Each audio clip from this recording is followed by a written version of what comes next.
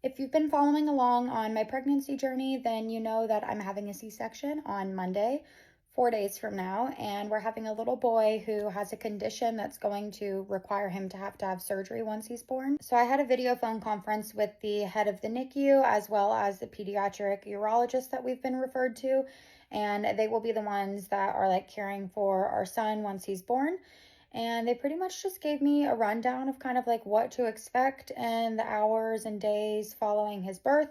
And I wanted to just kind of share with y'all how that conversation went. Basically, the NICU already knows, like they have a file on us. They already know my son's condition.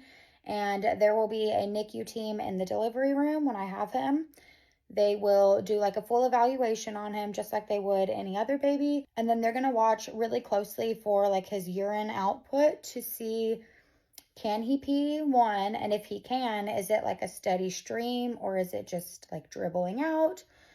Does he not pee at all? And that is going to be a good indicator on like how quickly they place a catheter in him. They're going to start him on like prophylactic, preventative antibiotics once he's born because his condition, these boys are very prone to UTIs.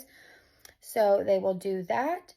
And then in the first like 24 to 48 hours, they're going to do an ultrasound of his kidneys and his urinary tract. And then they're also going to do a test called a VCUG, which is basically just like an x-ray with contrast, and it helps them see like his urinary tract and like how his urine flows. So it'll show them if he's got reflux, which is like urine going backwards up into his kidneys. This test is also going to confirm or deny if he's got posterior urethra valves, which is what they believe that it is that's causing this obstruction. So this VCUG test is going to give them a lot of really important information.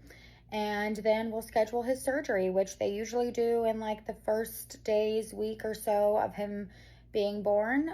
It will be one of two surgeries. So if it is posterior urethra valves that's causing this obstruction, they're going to do a valve ablation. So it's just a microscopic surgery. They go in, they ablate this valve out, and it clears the blockage. But it really depends on just his size and how well he's doing once he's born. They might have to do a different surgery, which would be a vesicostomy. Basically, they're just creating like an opening in his bladder for the urine to just drain out.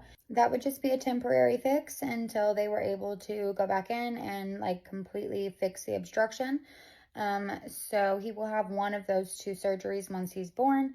And then he will be evaluated by a pediatric nephrologist, which is just a kidney specialist. And they will determine just kind of like what his kidney function is, if he has any kind of kidney damage. And then we'll go from there. So there's still a lot of unknowns. I have no idea how long he's going to be in the NICU.